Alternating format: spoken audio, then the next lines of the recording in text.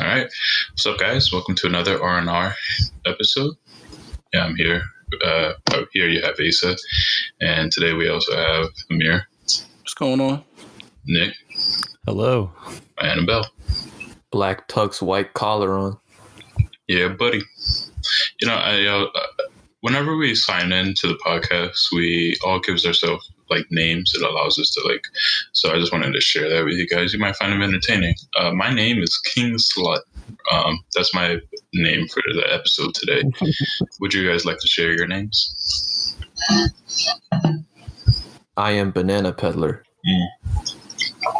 And you, Amir? Good evening, everybody. My name is Amir, and I'm an openly black man. I feel like that deserves a snap or two. Yeah.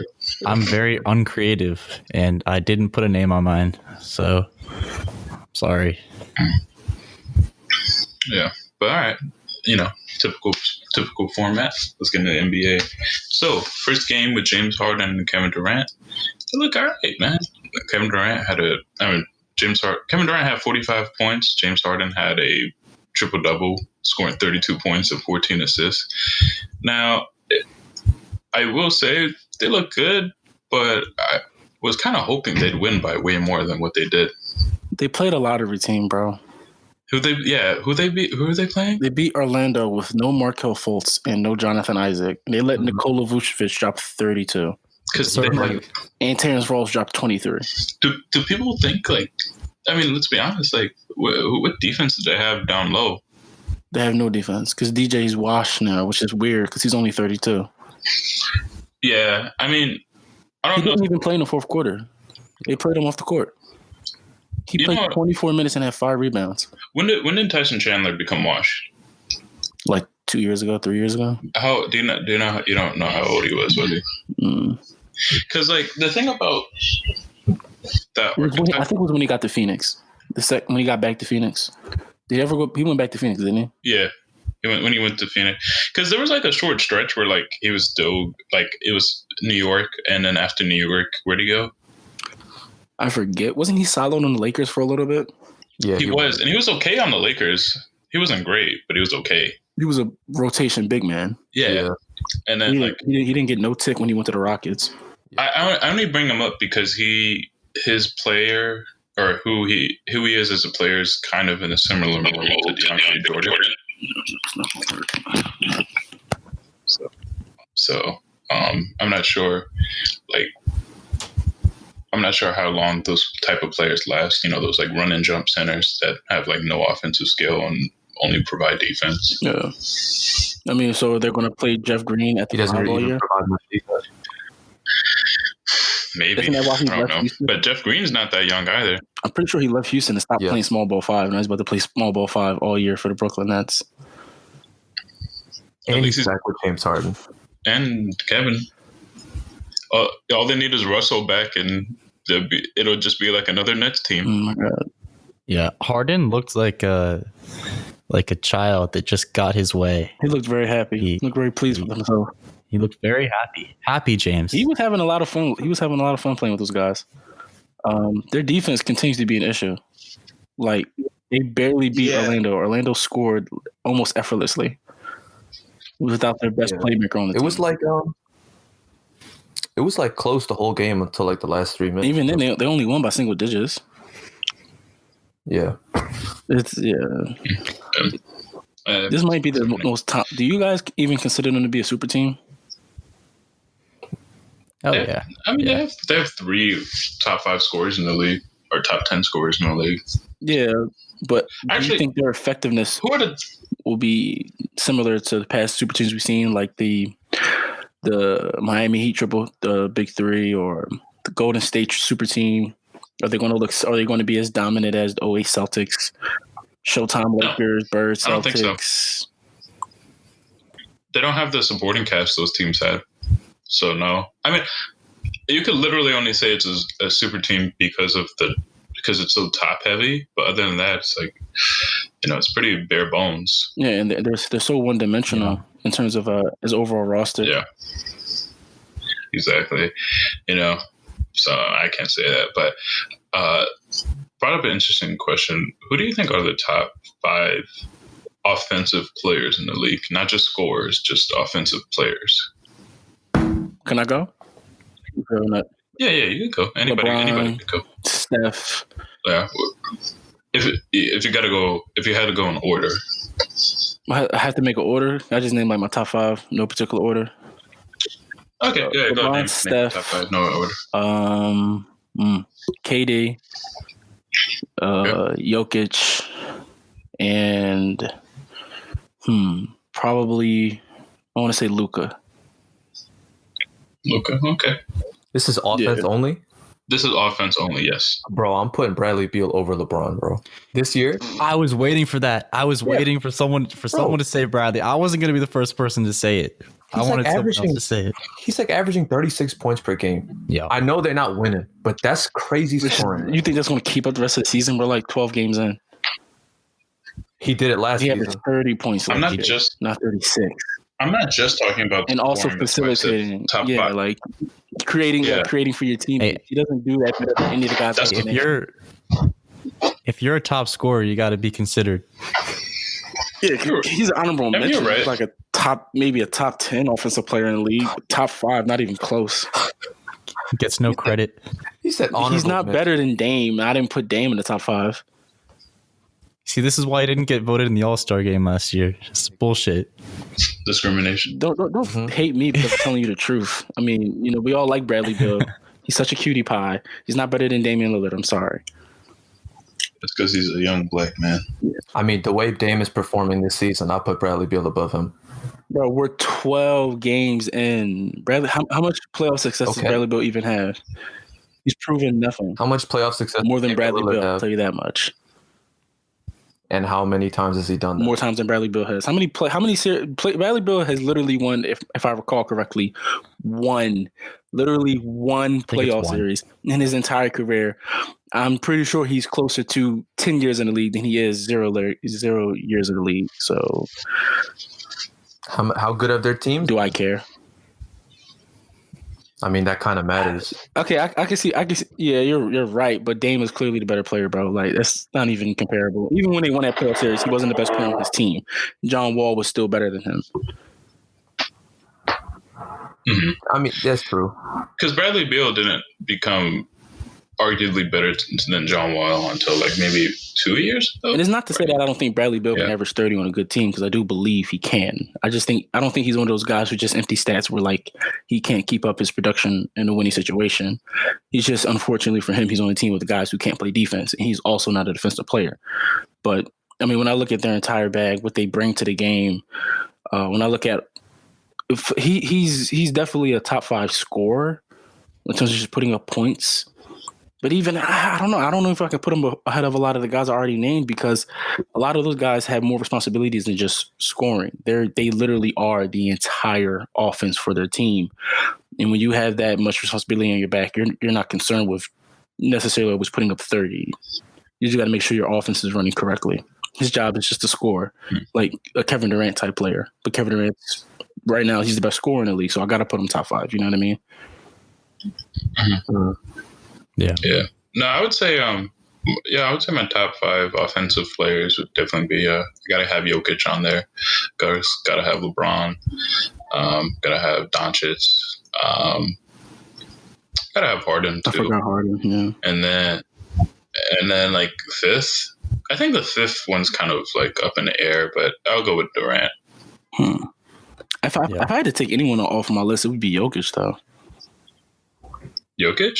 Yeah, really? Well, I mean, he's never really he played great last playoffs, and he played pretty good the year before that as well, back when Kawhi won the championship. But it's just I actually might want to revise my list and take Jokic off and put James Harden on there. I can't believe I forgot James Harden. We're just talking specifically your impact on the offensive side of the ball. He's one of the best passers in the league. You could argue he is the best passer in the league. But the raw ability to just give me 40 whenever you feel like it, he's the only guy I even mentioned that I don't really trust to do that.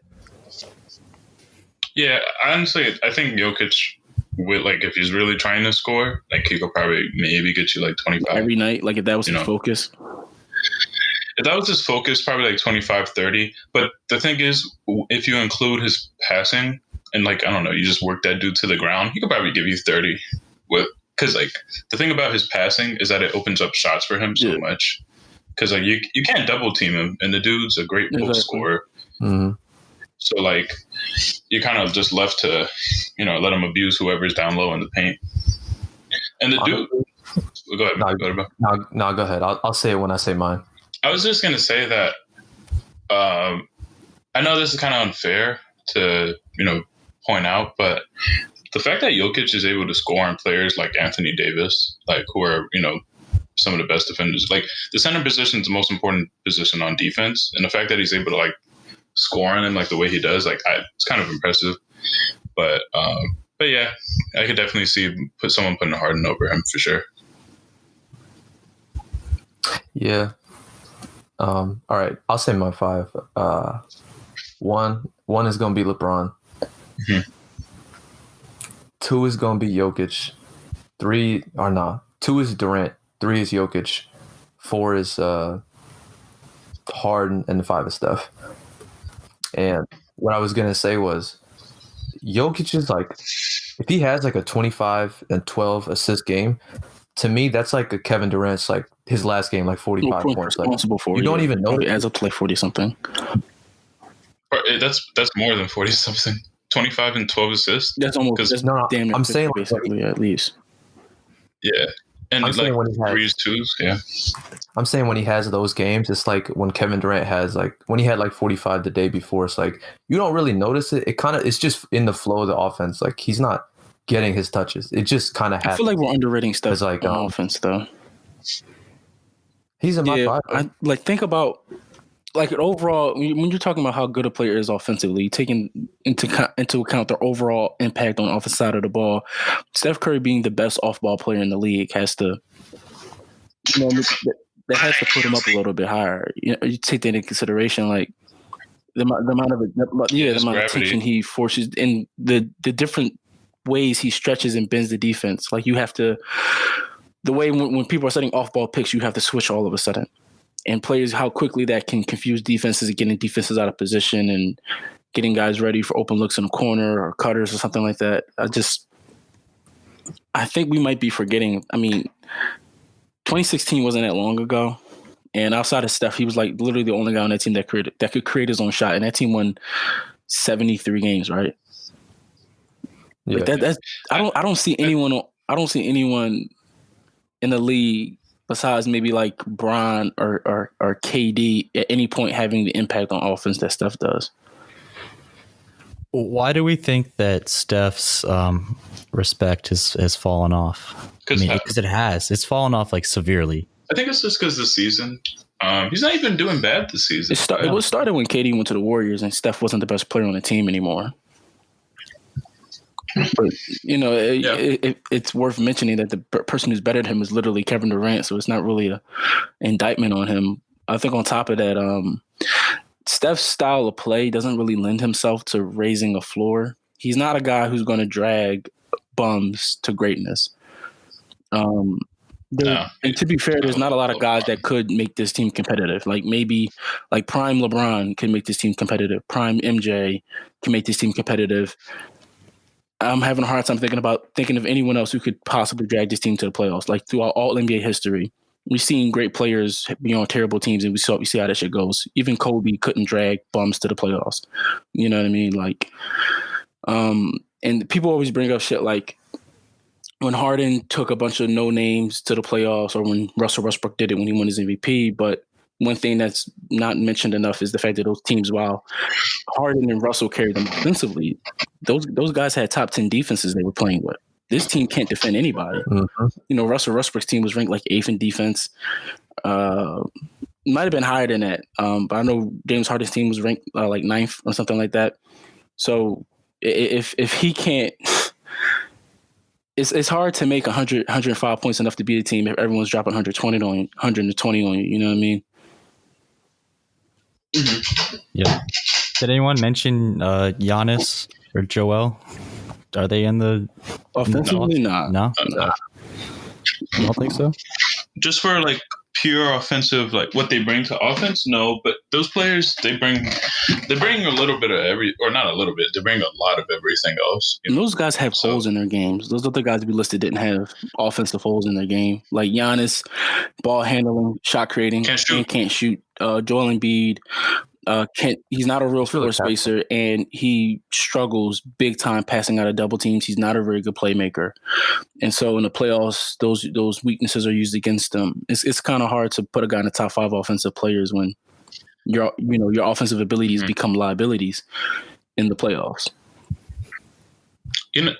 Speaking about this, I see a player like Jason Tatum being like a really, really good scorer, really, really good defender. But like, I don't think he'll ever be one of those players that could drag a bad team to something competitive at all. Like, and then also, I'm not gonna lie, I really don't feel like the Celtics ceiling is all too high. They have great players, but you're only as far as your best player can take you. Yeah, I mean Tatum's like, where do you guys rank him? I'd say Tatum's a top 20 league. He's top 15 player. Top 20. Top 15, yeah. But like, it's kind of weird. He's that's so high, but that's he's not a number one. You got to be one of the best 5 players in the league if you want to win a championship. Shit, you might even be one of the top 3 best players because James Harden's been a top 5 player for the longest, and that shit hasn't been good enough because he keeps running into guys who are better than him. I mean, for the past 20 or like 10, 20 years. It's the people who won rings have been like LeBron, Curry, 20 years, Kobe, Duncan, D-Wade, Dirk. D-Wade. The only team that is like a blemish on that, well, not even a blemish, just like a fluke. Right? Not a fluke. I don't know what. Yeah, that's it. And they were one of the greatest defenses of all time, so they still had something special going for them. They have been flawless, bro. Yeah. Is he potentially one of the most talented defensive players of all time? Is he like up there with Bill Russell and shit? Bro, he was not able to stop Shaq. Not closer than anyone other than like maybe Hakeem. Yeah. Yeah. And Ben's not that tall, man. Like, height's a huge factor in basketball, but he's strong as shit. He was just great instincts. He was just a smart defender. He didn't make mistakes.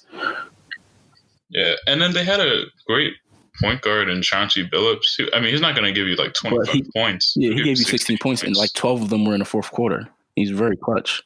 Yeah.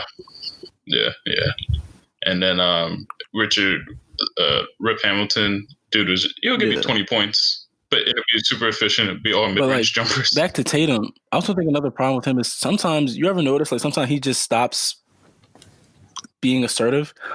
Like he'll be killing guys and he just takes a break for a second. He's on the court taking a break, and sometimes it just feels like he's a bit too comfortable letting players who are not better than him take control of the offense.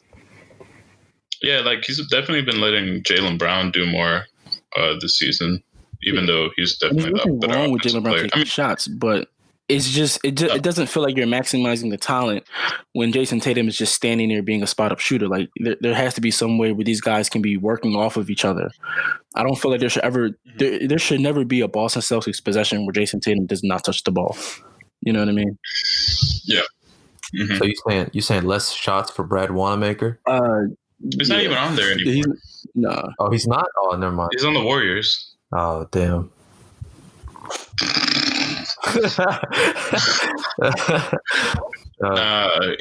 White NBA fans have their new god in that guy in the Celtics. I forget his name. Yo, anytime there's like a new white player in the NBA that's like decent, bro, they fucking ride his dick hard.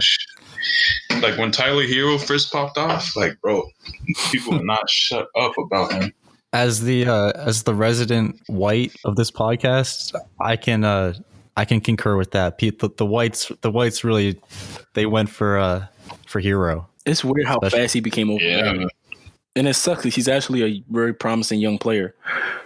But people think he's going to become like a superstar. They're like, we're not trading him for James Harden. Like, are you fucking serious? You're not trading Tyler Hero for James Harden? They seem to think that he's going to become a superstar, and he's not. At most, the dude would probably average like 20. He might be like, Evan Fournier with some swag. Evan Fournier's a 20 point per game guy, and he can't play defense. On Orlando, he tries, just like Tyler Hero. Tyler Hero tries really, really hard, guys. He's trying his hardest out there. He's just not good at it. You know what I mean? Like Giannis tries really hard to shoot threes, but he's not fucking good at it. Like, you know, some shit you're just not gonna be good at. He might be a guy who drops like 25 one year. He might be a 2-time All-Star in a weak Eastern Conference with no good point guards. That's about his ceiling. You know, it's a good fucking player, but it's not. Do you think Giannis can't shoot because he's just too big? No, I think he can't shoot because his form is fucked. Yeah. Bro, he shot like 34% from 3 his rookie season. He's never gotten back to that since. His form was normal. He had a normal, traditional 3-point shot. But ever since he started playing for Jason Kidd, pointy fingers, just saying, it happened around the same time, might be a coincidence, his shot turned to shit. Did you hear the rumor? Well, that's not actually rumors, confirmed. He had his wife at his workouts, and as motivation to become a better shooter, every time he missed a free throw, his wife had to run suicides. Sometimes she was holding their baby, their newborn son in her arms while running suicides every time Giannis missed free throws. Unfortunately, it did not make him better at free throws. Apparently, he was still missing them in the practice. They're making this nigga feel bad. That's all they're doing. It's really sad. Yeah, y'all remember when they took a picture of Giannis, like his wife and his child, and they captioned the picture "Young Freak." Mm-hmm. Yeah. Wasn't it like ESPN or something, or like Complex that did it? It was Bleacher Report, right? And he deleted it like 5 minutes later. Too late though. Yeah. Yo, Bleacher Report, I don't know what they be on sometimes, man. They're kind of trash, bro. They're kind of trash, but it's like a bad movie to me, you know? Yeah. It's kind of trash, but I kind of every once in a while they drop some cool shit. Like, I remember they dropped the when the bubble came back, they dropped like a Cowboy Bebop NBA edit. That shit was really fucking cool. Like, every once in a while they get inspiration. They do something really cool, like Game of Zones, you know what I mean, or Gridiron Heights if you're a football fan. But it's a shame because you know how ad revenue works and shit. So media conglomerates have to keep pushing out content to keep those ad dollars coming in. So they got to make up bullshit to talk about every 5 minutes. Like people who run these social media accounts, they have to hit quotas. So they have to post weird shit like LeBron talking about taking his daughter to like Easter egg hunting or some shit like that. Like they have to do that. They have to find something to talk about that'll do numbers. It fucks up the content, but I don't know. Yeah, you know, it's all a part of the game. Charge it to the game. Yeah, man. Oh, excuse me. So Lakers still favored to win again, right? Yeah. Yeah. It's kind of hard to pencil in a favorite team who can't play defense. Mm-hmm. Yeah. Yeah. No, you're right, Mike. Honestly, I think the contenders. I don't really know about the Clippers, man. I feel like they stagnated or got worse. I don't think they got better. They got better. The Clippers, Serge Ibaka fits way better on their team than Montrez does, and Paul George seems to be staying off social media, which I think is doing good. It's doing very well for him. He's playing a lot better this season. He doesn't look insecure. He doesn't look so light skinned this year. He looks a little more bronzy. Kawhi Leonard isn't playing. Say again. Kawhi Leonard isn't playing any better. Well, he only has one jaw right now, so be patient. Oh, yeah, that's true. He got fucked up. Yeah, he did get fucked up. Yeah, he did. Bro, it was messed up, bro. He just landed. He was lifeless. That's so sad. Mm-hmm. I'm surprised I didn't see anybody meme it like, hey, yo, y'all want to see a dead body? And then, like, show a picture. Maybe people just like Kawhi too much. Maybe. Well, I don't know. I feel like anything he does gets meme, but some of the stuff all his things are kind of never his pain. I don't think anyone's ever memed Kawhi down bad. Yeah, I mean, I've seen James Harden get meme from getting elbowed from Meta World Peace like several times. That's a classic NBA meme, bro. It is a classic. That was like when I first started getting into the NBA and like I started finding out memes. Like that's when those memes were like kind of mom made pizza rolls. They were just they were like stupid like that. Yeah, I saw that game live, and I remember they just replayed that over and over and over so again. Egregious. It was like, I was like, what are we doing here? Like, we know he got hit. I don't want to see it. I mean, I'm not gonna lie. It was the funny part was Ron Artest really tried to pretend like that shit wasn't on purpose. Yeah. There was no reason for him to do that. That's not a celebration move. That's not a basketball move. He just wanted to knock somebody the fuck out. You know what's crazy about Ron Artest? When I first became an NBA fan, I thought he was just a role player. The dude was like a good scorer. He was actually like on his way to becoming a superstar until the malice at the palace happened, and then I don't know, things spiraled out of control. No, he was balling on the Rockets for a little bit too. Like he was under 25 on the Pacers before he punched his hand in the face. Yeah, bro, but like he had a shot. Like I didn't think he was able to shoot like that, bro. He had a fucking shot. Yeah, man. Weird because by the time he got to the Lakers, he was a very, very inconsistent, almost bad shooter. Yeah, no, his 3-point shot was good, mid range. That was kind of his thing. That's just shooting. Yeah, man. His defense held up though. Can we talk about Trae Young being shitty after 5 games? Yes. That's not basketball. So did he stop hunting fouls and shit? Is that why he's struggling? He's still doing it, but they're just not calling it anymore? Yeah. I was rolling when he said like he was accusing Grayson Allen of fouling him, and like John Morant was like, I ain't see nothing, man. That shit really is ugly. It's like I'm not one to usually complain about niggas stretching the rules. That stopping and backing into the defender thing, that's hideous. No one wants to see that, man. It's not fun at all. I really wish he would stop doing that. Oh, point guards do it? Yeah, but Trae Young does it like 10 times a fucking game. Yeah, it's a good thing to like just hold a player on you and just have them put him on your hip. Like Chris Paul does that all the time, but he doesn't jump into people. Yeah. Mm-hmm. Yeah, he does it more like how Chris Paul does everything. Yeah. I think it works. I think Trae Young does it more because he has such a frail build that it really does sell those calls. Yeah, true.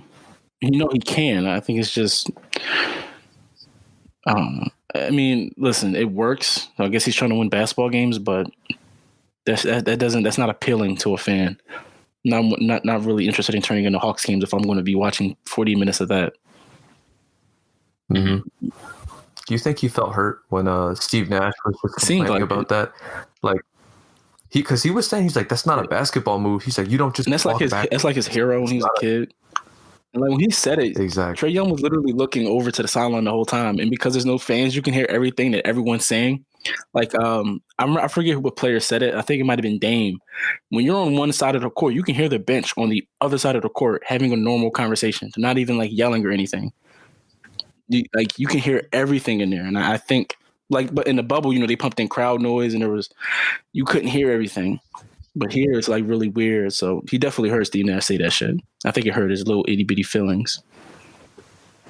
That's what he gets. Who cares?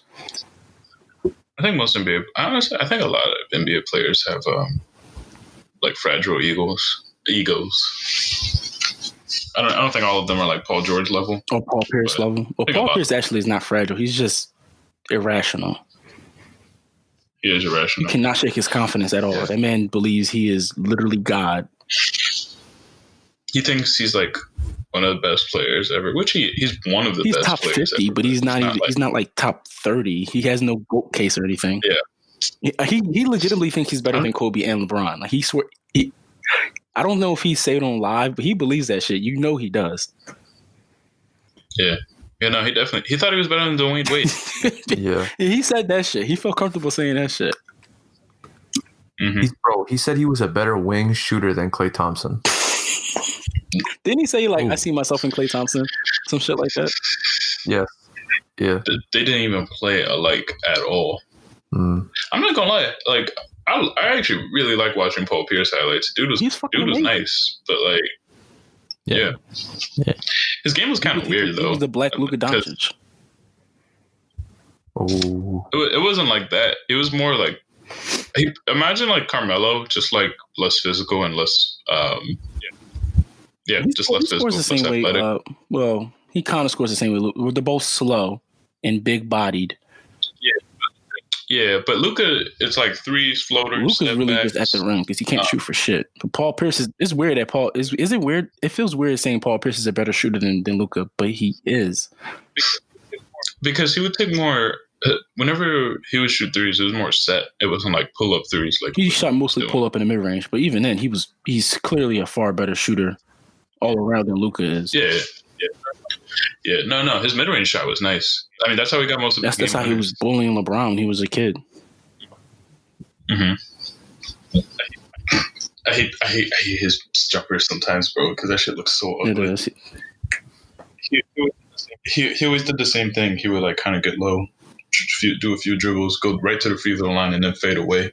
Shit would go in every time. Like clockwork. He's the truth. Mm-hmm. You know who's a player that I actually think I really wish that injuries didn't like mess him up like they did, because he'd probably be a really good scorer. Jabari Parker. That no one remembers that guy at all. Is he still in the league? I don't know. Jabari Parker. You remember him? Yeah, Jabari. He was on the Bucks, like, and then he went back to the Bucks. To three. He was on the Bulls for a little bit. I think so. He was on the Hawks last year for a bit, and they were giving him some tick, and then he went to the Kings. And then I haven't heard. I don't know how good he could have been though, bro. Because he's kind of like Andrew Wiggins in that his play style only works for superstars, but he's not a superstar. Damn, I don't know. People thought he was. I mean, it's amazing how shit just doesn't work out, but people thought he was going to be really good. Yeah, I mean, his second year in the league, he was averaging like 20 points. Most of his buckets came from the painted area. Like, he wasn't as inefficient as Wiggins. I don't think he would have been a superstar or nothing like that, but definitely just a solid scorer. Just, a guy you bring off the bench, score buckets against the second unit. I can see that. Yeah, like off the bench, like he'd probably give you like a good like 12, 15 points.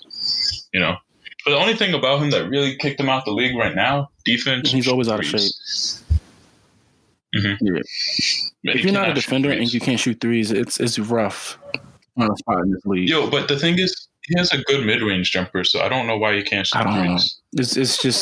It's weird how that works. Like, there's certain shit that no matter how hard you work at it, you can get better, but you're not going to get like elite at it. Like no amount of hard work is going to make you shoot like Curry. Even though shooting is a skill, there's some element of natural physical talent involved in there that you can't teach. Mm-hmm. Yeah, man. Speaking of Jabari Parker, he is still in the league. He's on the Kings. He's just not getting any play time. Okay. All right. I did say that, but I didn't know if he was still on there. Right. Yeah, but all right. I think that's enough for NBA right now. Whose dog is that? Sorry, it's my dog. You have a dog? Yeah, my mom has a dog. I didn't know that. Is somebody going to feed that dog? Boy.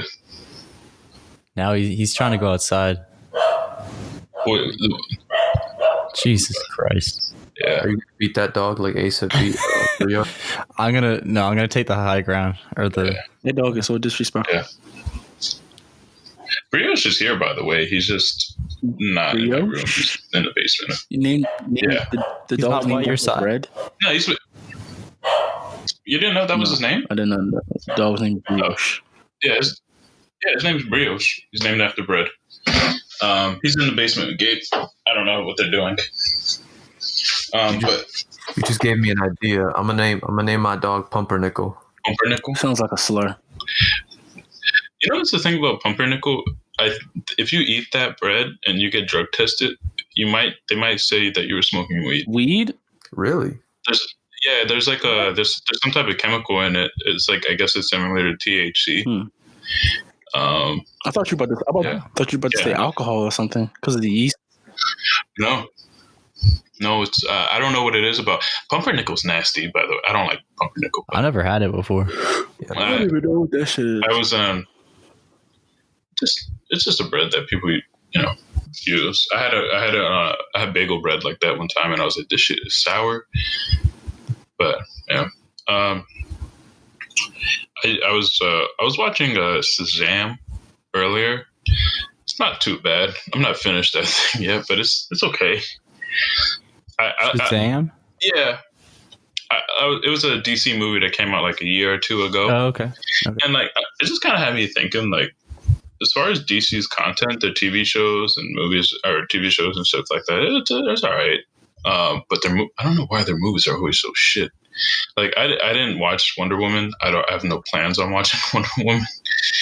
I don't know if any of you guys have seen it. I heard it was terrible, so I wasn't excited. So once I heard it was bad, I was like, all right, so I'm just not going to waste my time. I thought the first one was pretty like just bland. It was an average action movie. It was solid. It was fun until the end where it was bad.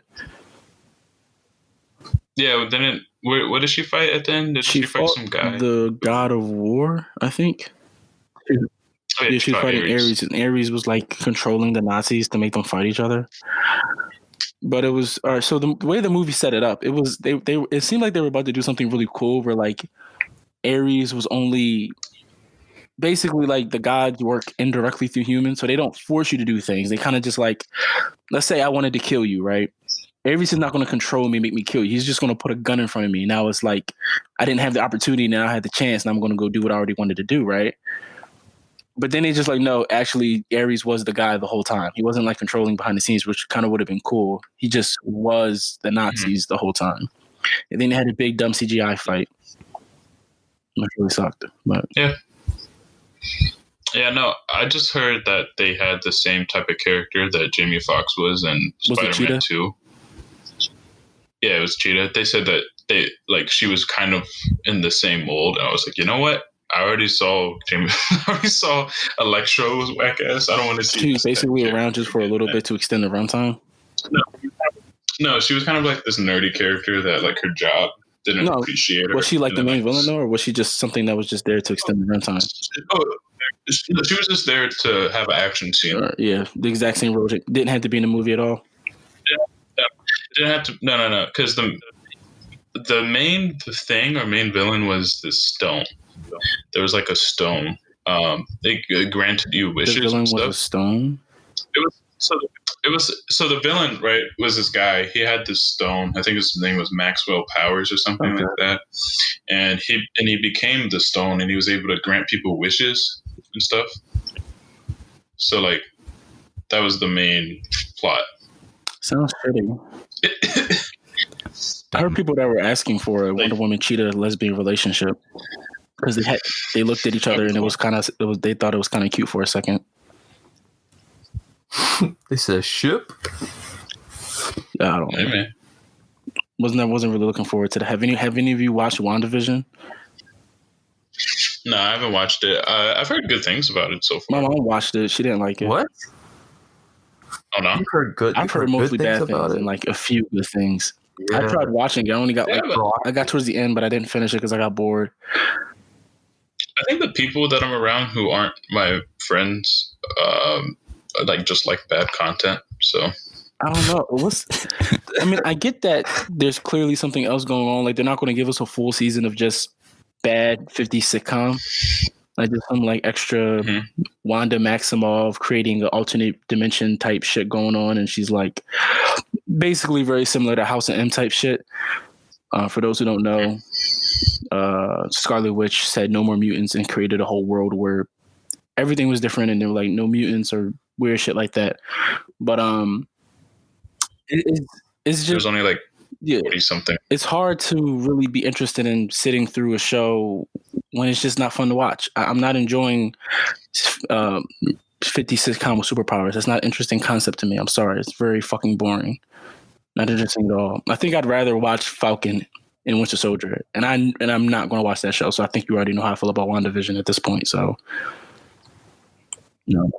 I heard someone describe it as a Marvel Nick at Night show. Damn. Well, Nick at Night actually had good shows, so I wouldn't even say that. Those shows weren't even Nick at Night. They were like old sitcoms that came out before, and then they just put them on Nick at Night, like The Nanny. Yeah. I don't think. Yeah. Wait, was George Lopez an actual Nick at Night exclusive? That came out before. No, it was on like one of those like channels that are like in the under 10s. Like I think it was on CBS or something. Fresh Prince was on there. Nanny was on there. Mm-hmm. Family Matters was on there. It had like just a bunch of sitcoms. I mean, it had good shows though. honestly, my favorite one from Nick at Night, it's probably The Nanny and George Lopez. I like those shows a lot. Fran was bad, bro. Fran was bad. She's aged pretty well too. I mean, so same with the dude in that show, Mr. something. Her boyfriend from the show. I don't know. Yeah. No, I know you're talking about. Mr. Sheffield. Mr. Sheffield. Yeah, I had to like say it in my head, like how she would in her, I can hear her screaming his name right now. Yeah, exactly. And I dug George Lopez. As a kid, I thought it was kind of funny. That theme song's legendary. Woke everybody up at 3 o'clock in the morning. It is legendary. Yeah, man. Do you think those shows still hold up? Besides, certain things not aging well, like things that you might look back on, like, damn, I didn't realize what he was saying was kind of fucked up at the time. It's certain shit gets played up for laughs, and it's like, oh, that's actually kind of fucked up. But other than that, I mean, George Lopez is a funny guy. He's always been a funny guy. Those shows had character, they had heart, lovable characters. Maybe not everything aged well, but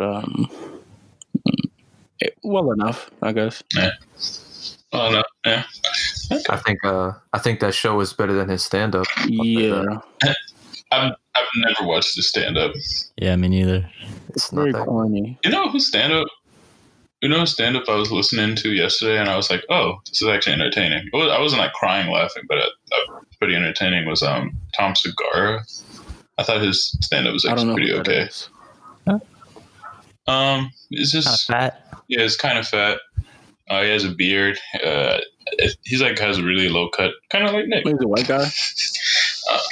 Yeah, he's a white guy. That is. He's really. You've probably seen him on Netflix because I think his stand-ups on Netflix get pretty. They get promoted pretty heavily. Has he been in any movies or anything? No. I think he's strictly just like a stand-up podcaster, dude. I don't know if he does any acting, but I don't know. His humor is kind of more like what I kind of like. It's just like more subtle and like more situational. He's not trying too hard. Like I don't know. I really feel like the guy's just talking about shit that goes on with his life or what he thinks. I'm like, are you a fan of John H. Benjamin? I don't know who John H. The voice of Archer. Yeah. Doesn't he voice? Yeah, Bob's Burgers. He's in Home Movies too. It's Coach McGurk. Oh, yeah, he's Coach McGurk in Home Movies. You remember? Wait. Have you watched? You guys have watched? Yeah, Home Movies is fucking amazing. I've been watching it a lot recently. Oh wait, I love Home Movies. Abel shitted on it. He's like, "Oh, this is just trying to be bad." It is one of the most ambitious television journeys you have ever traveled on. What are you talking about? Am I the only one who understands the complexities of this ambitious cinematic masterpiece? No, I think the show's really funny. Stupid. But you're stupid. It just dragged on. Is this just a show where they show just home videos? It follows 3 little kids as they basically they're just kids in elementary school, except they have the deductive reasoning and like coping skills of adults, and they conversate like them, but they have like childish ambitions and motivations, and a lot of the adults act like kids. But it's got really smart dialogue. The whole show is literally nothing but dialogue and poorly drawn cartoons. But it's really charming. All the character designs are very memorable and unique. The voice acting is great. The delivery is great. The comedic timing. It's like... It's really fun. It's a lot of dry humor. But some of the moments are fucking hilarious. Like I don't think one of the friend characters, I think his name's Cole. Everyone like Brendan and Missy were talking about their grandparents, and Cole wanted to join in. So he was like, my granddad calls me Debbie and tries to kiss me. And they looked at him like, what the fuck are you talking about? I just appreciate that moment because in most cartoons, he says it and it's just a throwaway line and no one like, yo, bro, that's weird. They had these like looks of horror on their face, and I just thought that shit was hilarious. Nah, bro, I was rolling that one episode where they all went to camp, right? and Coach McGurk had a canister full of water, and he was drinking it, and he spat it out. He's like, "Yo, who pissed in my cup?" Like, someone pissed in his canister, and like everyone was like, "Oh, I don't know who did it." Da, da, da, da, da. And like they didn't want to blame the kid who they thought he was because he was Russian, so they kind of thought they would be discriminating against him, but it was actually that kid. And then at the end of the episode, there was like, so in home movies, what they do is they make movies at their house, and like they have plots, and one of the characters is a director and stuff. They had the same Russian kid. He was like a bartender, and like all the kids, like they take a drink, or they drink the cup that he gave them, and they all spat it out. They're like, "Yo, who pissed in this?" And then it was just Victor. He's just looking back there. He's just like looking back and forth. Like, it's just funny, man. I don't think you could binge watch it though. Definitely a show that you could watch one at a time. It gets to a point where it kind of gets. It's weird. I stop noticing the jokes if I binge watch them. Yeah, they start feeling like normal conversations, and I don't pick up on the humor all of a sudden. Mm-hmm. Almost like the show gets bland. Fuck you. That is my only retort. It's almost like it's not that good. It's actually fucking amazing. It is really good. You watch more than 2 episodes and it's overrated. No, you just gotta come back the next day. I don't think you could give your brain some because actually the show's just too smart and it burned out your synapses. So you have to take like at least a 24-hour break before your mental capacities have regenerated, so that you can actually consume the content as is meant to be consumed. Otherwise, you're not going to pick up on the jokes. Yeah, because your brain has a set limit amount of RAM space, and once you use it up, you have to sleep to recharge. Mm-hmm. Word. Just like Cardi's music. Yeah. I had to recharge my battery and go back to Whole Lotta Red. I wore out my ear RAM. Mm-hmm. Yep. Yeah. Anywho, I don't think you could binge. At least for me, the only shows I can binge watch have like a linear storyline. If it doesn't have that, I can't really. Yeah, there's no watch overarching arcs in home movies. No, and it's just episodic. So I think that's how, if you're watching it, you probably should treat it. I mean, do you? Have you guys experienced this as well? Where when I was younger, I used to hate shit that I didn't like watching things that had low stakes. Like everything had to be like super important. If a character didn't die, I thought it was childish. And now that I'm older, I actually prefer low stakes media. Like I prefer smaller, centralized stories that just, shit like home movies where it's just like people hanging out in a hometown. I don't need Superman saving the world for me to be invested in the plot. It actually makes it a little bit harder for me to enjoy it. It seems like. Yeah. No, I feel you, because like my favorite show is super subtle. It's really normal. It's King of the Hill. That's I love King of the Hill. So, but I like it just because like it's so. It just seems like normal life. I mean, there are some ridiculous elements, like the explosion at the supermarket. Yeah, but even that's like that made sense though. That's not too crazy. It's like the highest stakes, or like a whole, or the highest stakes the show ever gets is just like basic dangers of living in America, like a natural disaster or an accident at workplace. No, the highest stakes I got was like there was actually like a 2-3 part episode. There was like some type of murder. There was an actual killer on the loose. No, are you talking about the girl that hopped in the dumpster and shot herself in the face? All right, but everyone wasn't in mortal danger though. They had like a hurricane coming or some shit, like a tornado, and everyone had to hide in the school gym, and they were going crazy because they were all close up on each other. Yeah, that show's really good. It's basically just like home movies with more money. Yeah, that's basically it. And I like the characters way more in King of the Hill. Nick, you about to say something? I was just gonna say, it doesn't have to be like a grand thing to be good. It's like one movie I saw that left like a really big impact on me. Not because like it was life altering, just because I liked it so much. It was called Sideways. It was with Paul Giamatti. The guy got a divorce and he wanted to forget about it, so he just went go tasting wine in Napa Valley, and that was really it. The whole movie is him deciding to forget about his marriage. Like he's trying to get over it. So it's a character study type thing. And like, yeah, like he's with his friend, and his friend's trying to enjoy himself, and he's kind of always stressed out, and he meets a girl and stuff. It's really simple, but I just like the movie a lot. Well, I have a question. Yeah. I want you guys to think about your favorite superhero movies, right?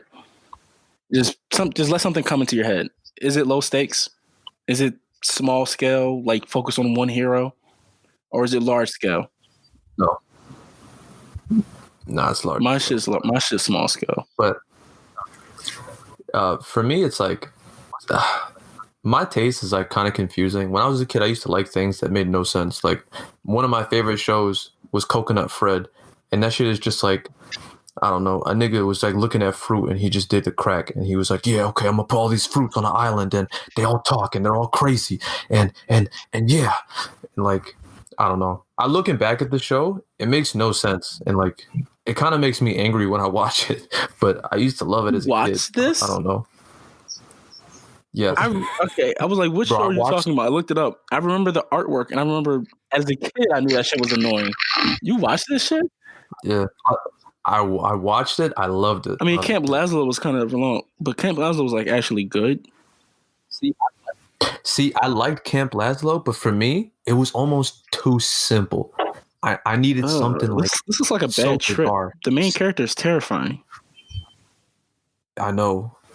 Y'all got to look that shit. Y'all looking up Coconut Fred? Yeah. I'm familiar with that show. What was this on? Bro, Cartoon Network. That era of Cartoon Network was like, there was a lot of bad shows that came out. Back, like remember that fucking mountain show that was on Cartoon Network? It looked like it should have been on Adult Swim. Like the monsters at Angry Mountain or some shit like that.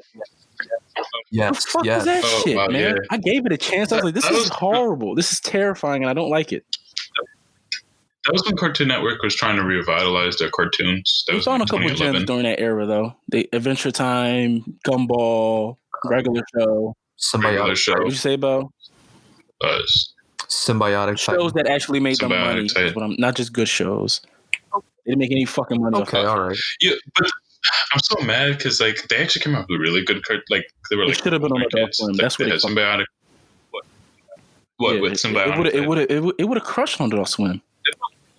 It felt like a Samurai Jack. Like it had that. It came from the same guy.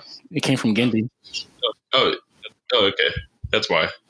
It definitely had a feel of like it was like a kid show premise, like how we're aliens and there was a different monster every week. It doesn't make sense that it didn't sell toys though, because the way it was designed, exactly. All the monsters. Well, here's the one thing: you can only sell so many Symbiotic Titan toys because they only ever use the same forms over and over again. It also only had one season. Yeah. Well, it only had one season because it didn't sell any toys. Yeah, I know, but I'm saying like maybe if they had more seasons, they would have sold more. But think about this though: Star Wars: The Clone Wars, all the characters, right, and all the different costumes that they wear, and all the different clone troopers, all the different bad guys. That's a lot of toys you can sell. Big 10, Ben 10, all the different alien forms. I had a lot of fucking Ben 10. I had some Ben 10 toys too. A lot of toys you can sell. Think about Generator Rex, all the different forms he had. A lot of toys you can sell. You know what I'm saying? That's a Symbiotic Titan. Lance has one form. Alana has one form. Octus has one form. And then you have the Symbiotic Titan. Right. And none of the kids were at home looking at the monsters like, oh, I want to play with that. Wait. They could have made the cheerleader with the toy. Okay. It would have sold. It would have sold to a different demographic. Optics, bro. Yeah. If it was on Adult Swim, they could have did that shit. They could have sold pocket pussies or some shit. They could have. It should have been on Adult Swim. It always should have been on Adult Swim. It felt too mature for Cartoon Network. It really did. Yes. Yeah. I don't think I enjoyed it because I was struggling to really pick up what the story was telling me about the characters. Like Generator Rex was simple enough. As a kid, I could get that. I could follow it. Symbiotic Titan, not until I rewatched it older did I really appreciate it. It was too dumb. Couldn't appreciate that shit. You know, there's another show that I think I completely forgot about. I watched it, but I feel like no one else did. It was this one called Secret Saturdays. Oh, yeah, I watched that shit. It was solid. It was solid. Yeah. What was that on? Yeah. It was on Cartoon Network. It had like 2 seasons. Yeah, okay. Yeah, they had like I really remembered it because I'm like, what? They have a black and white couple in a cartoon. This is different. That's really it was. It borrowed heavily from like those '80s cartoons. Like yeah, big time from those guys. You know what? When I was a kid, I actually tried watching those cartoons. I liked some of them, but some of them were way too old and for me. You know something I noticed about those old cartoons? It seems like they didn't understand the concept of quality control. Those shows dipped and peaked in quality so fucking much. Like there you would have come across some really, really bad episodes sometimes. And then all of a sudden it's like, wait, this is actually kind of fun. It was weird. Scooby-Doo wasn't like that though. Scooby-Doo was pretty consistent, which is why I think it lasted so long. Same with like, Looney Tunes and Tom and Jerry. But that Johnny Quest shit was well because it was hit or miss. Yeah, it was kind of ass. You're right, but niggas didn't have no choices. Wasn't a lot of things to pick from. There really wasn't. I can't imagine being a kid during that time because you have one cartoon channel and it will come on at this time. Yeah, it wasn't even a dedicated cartoon channel. It was like you get cartoons from 7 o'clock to 10 o'clock, and after that, it's grown folk shit. So you better take your ass outside. Yeah. Cartoon Network was the first one, and that didn't happen until like 1990. That was the first channel dedicated to children? Yeah, dedicated to. So what came next? Was it Nickelodeon or Disney? I'm not sure. What about the Hanna-Barbera one where they put like all his cartoons? Boomerang. I forget the name of it. Cartoon Network. Yes. Yeah, Boomerang came out. Like, after Cartoon Network was first. Yeah. Oh, you remember those little Cartoon Network commercials where they took the cartoon characters and put them in live action surroundings? I used to love those fucking things, man. Where like Raven and Billy and Mandy and the kids next door were all riding the train together. As a kid, I thought that shit was so cool. Like, oh my god, they're talking to each other. Speaking of Raven, I'm gonna rewatch like the Teen Titans show from like 2000, from the early 2000s and stuff. Looking forward to it. I think the quality will hold up for it. I don't think it. No, I think that show might be timeless. Yeah. Did you ever? I mean, I think you seen the movie for that where they went to Japan. It was pretty good. I saw that. Yeah, I saw it like recently, as in like sometime last year, and the quality is definitely held up in that. The jokes still hit. Animation still looks pretty good. Like, I don't know. I feel like we're really blessed with that era of Cartoon Network. Like, they had misses, and they had a whole era of misses when they went live action. Well, Cartoon Network has had hits and misses in every era. We don't remember the misses because they were trash. There were some bad shows that came out back then. But there was a lot of hits. That's kind of why I think that specific time period gets glorified. So what other shows came around the same time as Teen Titans? Teen Titans, there was also Codenames Kid Next Door. Billy Mandy was on at that time. Foster's. Yeah, Billy Mandy, Foster's. There's Ed and it was Ed and Eddie was still wasn't running. In his peaking at that time. Wasn't in his prime. Yeah. Johnny Bravo was never. Cowardly Dog was. It was iconic, but it was never like really that good. Courage was one of their best shows, though. I love Courage. No, Johnny Bravo. I liked it. I haven't watched it in so long. I don't know. It doesn't even have it. You know some shit. It don't last long if there's no memes. There's no Johnny Bravo memes, bro. But Courage got memes for days. Courage had a real cultural impact. He scared a lot of children. You know, I never got scared as any episode. You never got scared by the tablet, except the duck guy, the tablet guy. The only episode that scared me was the one where Eustace got like hypnotized by this evil mermaid and he was like underwater. That's the only. Oh, also the moon face guy. Yeah. Where like they put a live action face, and it was like this big ass white face. It was like that show was different. Remember the lesbian cat couple that were trying to escape from the gang of Nazi dogs? That episode's dark. It was really dark, but it was really wild. Dark. Didn't they end up killing the head dog at the end to escape? Yeah, well, no, he got hit by a train, and like you saw that he lived. He was laughing. Well, did you not watch cartoons growing up, Nick, or on Cartoon Network? No. What were you watching? I didn't. Not really. I really didn't watch that much shit as a kid. Honestly, Were you just reading?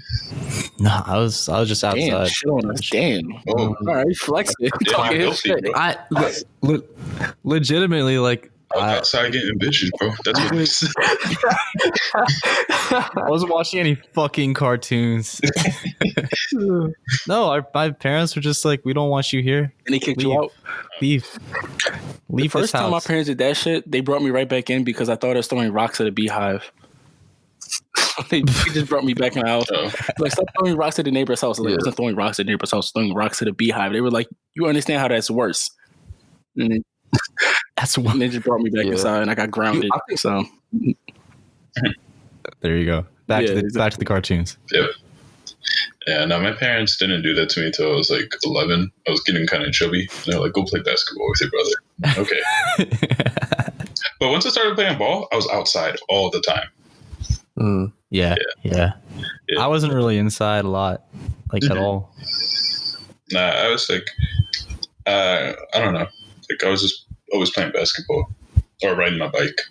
Yeah, riding your bike was lit because you didn't have to talk to people. Bro, I'm not gonna lie. I can't imagine being a kid and riding a bike like in Philly. I would have busted my ass so many times. Potholes, yanks. Yeah, the potholes and then like specifically my grandparents' street. They have a tree growing under the concrete and like it was that rising. Was the worst, bro. I had one of those in front of my house. I hated that shit.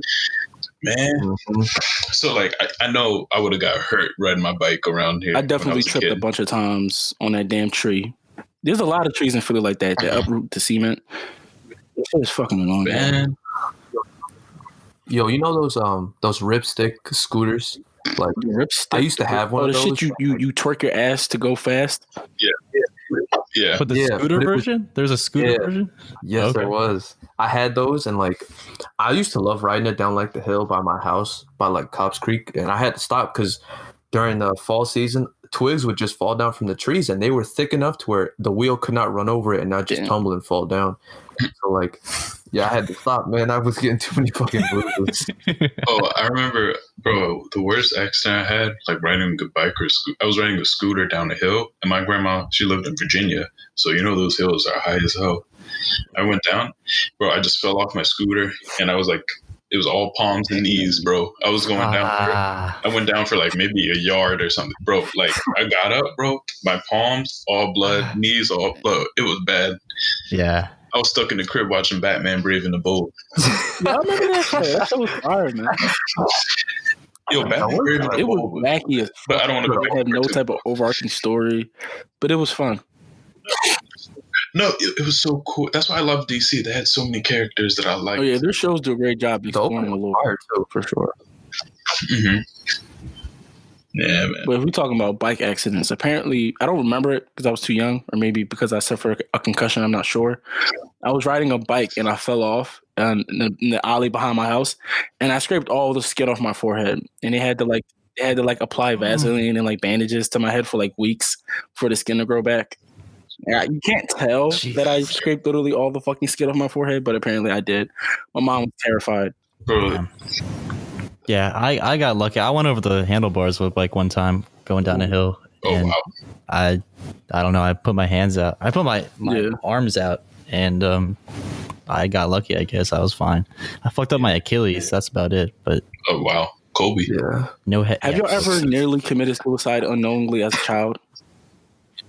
Yeah. Yo, bro, I almost broke my neck. How did you do that? I was riding my bike, and I was my sister's bike because I was getting bigger. And I, instead of pressing the back brakes, I pressed the front brakes. Damn. And like I was going fast, and so I pressed it, like I gripped that jump, like gorilla gripped that jump, bro. Mm-hmm. And the bike completely flipped over, and I flipped on my head. I was wearing a helmet, thank God. But I flipped on my head, and then I landed back, and the bike kept going. So I did a perfect flip. But bro, there was all this pressure in my neck, and I'm like 10 years old. Maybe you're how young you were might have saved your fucking life. I think because I always had a huge head might have helped. All those neck muscles. I drank nail polish when I was 4. Oh my god! What the fuck, bitch? It was pink. Why do you expect me to do? Oh my gosh! I feel like after like one gulp, I put it in my mouth and I immediately spit it out. Luckily enough, because it tasted bad. But if it tasted good, I wouldn't be here today. You're lucky that shit tasted bad. I got Tiger Balm in my eyes. Tiger what? What the fuck is Tiger Balm? Oh man, I forget that I'm kind of country compared to y'all. I don't know if this country thing or just the old thing. It's like it's basically like Bengay. Bengay. Yeah. What? I'm familiar with the name, but I've never. Or like Icy Hot. Oh, okay. Icy Hot. It's like that. I got that in my eyes. Oh. Yo, I've been gay. Oh, fucking God. You ain't. How did you not go blind? It wasn't like a lot, I guess. I don't. So like, you know how like when you touch those containers, they'll have like they'll still have like some of it on it. Like I didn't dip my finger in and just here we go. Like it was like there was still like some ointment like residue outside of the container. Yeah. So I can see how kids eat Tide Pods. Yeah, they look delicious. Bro. I would have eaten. I'm not gonna hold you. Like the shit looks. It looks. You know what I mean? It looks like a gummy or something. It looks really good. Looks good. It's got a nice smooth, colorful, small, compact. I can fit an entire thing in my mouth. Why would you make something that can fit in my mouth that I'm not supposed to eat? Listen, people shit on babies all the time, but that makes perfect sense. If I'm not supposed to put it in my mouth, then why does it fit in my mouth? It's not a very big hole, okay? Just make things not mouth size and I won't eat them. It's very simple. Right. Speaking of eating, another accident I got into when I was very young, I was like 6 or 7. There was fruit snacks. Back when my family had a different kitchen, there was fruit snacks in the cupboard and it was above the stove. So, I'm trying to get to the fruit snacks. I'm not supposed to get to the fruit snacks. That's why it's in the cupboard and I'm like 7, so I'm too short. Unfortunately for my parents, there's a stove right under the cupboard. It just got done cooking, so stupid ass Amir climbs up on the stove to get fruit snacks and burns the skin off his hand and had to go to the hospital. Oh, that's bad, bro. Your hand, your forehead. A lot of Vaseline and bandages. Damn, you used to get messed up a lot. You wasn't even outside. Well, damn. I have another one where, you want to hear another time I scarred myself? I actually still have this scar, by the way. I was about 9, and I had a bad day at school. So I do what every kid does after having a bad day at school. I punch a hole through a glass door. And I got this scar from it. You can still see that. Yeah. A lot of bleeding. It's very scary. Damn, you should have stuck to the cartoons. You know, it's through a PlayStation controller or some shit. Bro, nah, them shits were like they're $60. Yeah, I might have got a beating. Yeah, bro, you wouldn't. I didn't get many of them, but I might have got a beating for that shit. Mm-hmm. But honestly, I think the only thing that I kind of wish I did more as a kid was play more like video games, because I'm into them, but I'm not that much. I probably would be into them more if I played them as a little kid.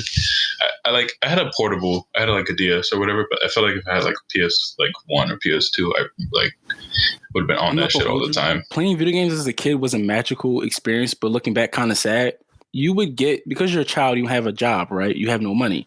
And then our parents aren't rich, so they're not buying us everything. So you basically get like 1 or 2 video games a year. But it was kind of a blessing because you would learn those games inside and out, but you would also kind of get fucking sick and tired of them. But yeah. They spray for yourself. Excuse me, Mr. Baller. No, I mean like getting sick and tired of them. I never got sick and tired of them. I don't know when I was a kid, I was like, I knew that my parents are going to buy this. It's $50, but they will buy this. This is $10, and this is like from 2001.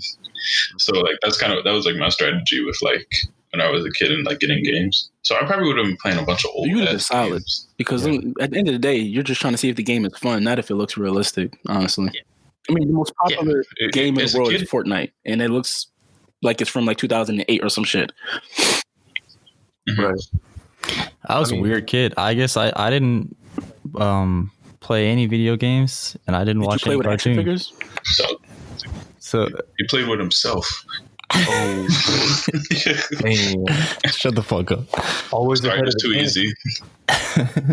So now when people make like video game references, I'm like, I don't know what the fuck you're talking. Honestly, even though I did do that shit, I'd be out the loop too because I was playing all the shit that kids weren't playing. Like everyone was playing Kingdom Hearts, and I was playing fucking Battlefront 2. And like when everyone was playing Mario, I'm playing fucking Force Unleashed, or like you know what I mean. I was really into the PS2 exclusives like Ratchet and Clank and Jack Sly and Cooper something. Sly Cooper was that shit. Sly Cooper, Spyro. I think that was for all platforms. When it became the PlayStation 2, yeah, but it was PS1 exclusive. And Crash Bandicoot, that was my shit too. Yep. Ooga. Like, well. Oh yeah, that was the boy Aku. Aku. Mm-hmm. Yeah. And his brother. Yeah, the person who voices Aku voices Grim from Billy and Mandy. That's right. Yo, bro, you know what would have been bad though? I'm so happy I didn't have a GameCube as a kid. I would have been playing Smash Bros. every day. I can see that. Yeah. Damn, we had a GameCube. My brother played a lot of GameCube. Yeah. My cousin had one, and like every time we went there, it was Mario Kart or Smash. Play Resident Evil, which was weird. Yeah, she's like 50 now. She was like a huge Resident Evil fan, and she got her son into Resident Evil because she was playing Resident Evil. She literally bought a GameCube to play Resident Evil. Like Resident Evil is like I'm not into video games like that, but from what I know, apparently a lot of gamers love that franchise. It's a staple. It's one of the classics. Mm-hmm. It's also revolutionary, very influential. So even if you don't like the game, it leaves such a lasting impact. There's probably games that you like that borrow shit from Resident Evil, like managing resources. If you play any game that has resource management, it's probably inspired by Resident Evil's resource management, backtracking, puzzles. Good loading screens. Yeah, like slick loading screens that are integrated into the gameplay. They did a lot of slick shit in that game that's still around today. It's a horror game. Yes, too. Horror survival. Yep. Yeah. Honestly, that's the only game genre I haven't gotten into that I. Me too. I'm just a fucking pussy. No, I love Doom, and like that's the closest. That ain't horror, bro. That's just action. Ain't nothing scary in action. I said that's what I said. I'm in like that's the closest I've got to it. Honestly, I don't know if you started playing it, but Bloodborne would probably be closer to that than Doom. Oh yeah. Yeah, the atmosphere in that game, the way some enemies just like jump at you, it has horror elements, and you get your ass kicked. Yes. Dude, when you guys watch something or play something that has like horror elements in it, like does it make you want to shit? Because sometimes I be getting this feeling in my stomach. I don't know, man. Horror movies make me. I can see that. I get anxiety makes me gassy. It's weird. It works like a laxative. Like when I used to play football, I used to get anxious for every practice because I hated running suicides. I used to poop like 3 fucking times before every practice. Especially before game. Yeah, no, that's how I was with basketball. You had this shit before every game, right? I don't know what it's about anxiety. It makes me have to poop. It makes me gassy. It makes me fart. Yeah, but the thing about anxiety as a kid, I used to hate it, but looking back, I'm like, yo, that shit used to make me so energetic because like I would not be into it, but like I don't know, you get all hyped up, you get in the game, you're like, oh no, that shit played worse. I only played good when I was calm. Oh no, I played better when I was super hyper.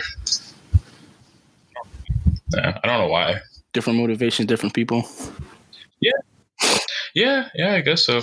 I mean, I know Bill Russell. He used to like throw up before every game or something like that because he was like he had anxiety too. Yeah. I mean, you also got to look at the times. Most of the crowd was white, racist. He said, "I can't block this guy." He was probably smoking like 2 packs of cigs before every game. Let's be fair. I know Wilt Wild was, bro. Wilt Chamberlain does not sound like a real person. When you think about everything about the dude. That's a horse.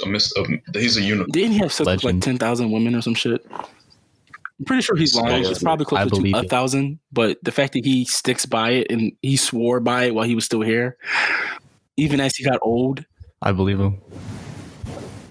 What? There's the rumor that he went to Los Angeles mainly for the white women. He wanted to date white women. I think he did say that shit. Well, no, someone might have faked it. I'm not sure that's 100% true. You know what I was thinking about the other day that had me rolling? The FBI came out with these reports not too long ago. It was like, I don't know, I'm pretty sure it was fake, It was like they were talking about MLK, and like they quoted him saying, "I love these white women." What? Yeah, the FBI definitely did not say that. Yeah, they did. Bro, what they were trying to slander that dude, bro. Or recently? No, this is like. Back then, yeah. This is like I think these reports came out like 4 years ago. Or whatever. Isn't the FBI how we found out that he was cheating on his wife? Because they were definitely spying on him. I mean, MLK didn't have to say he loved those white women. His actions spoke for him. Yeah, bro. As soon as he had kids with his wife, he stopped fucking her. Yeah, that's crazy.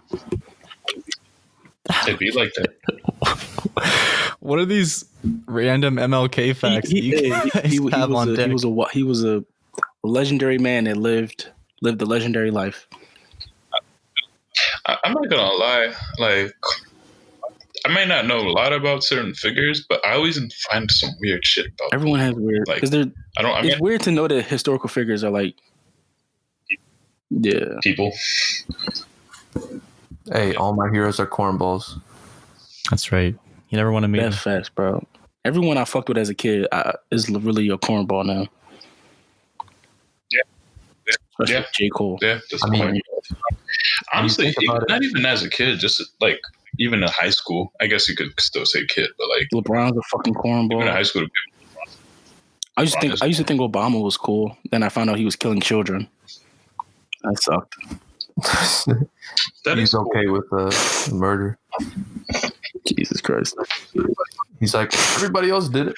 I might as well do it like 10 times worse than they did. Fuck it. Let's run up the score. Yeah. It's really wild for him to get into office. I'm like, you know what? I'm going to expand the drone program. Yes, that is the thing to do. Let's run up the score. They're already down 20. 50 not gonna hurt. Yeah, man. Yeah, but I think this is the end of the podcast for now. Thank you all for listening. And we're out. See ya. Drink more water. All right, McChinkins.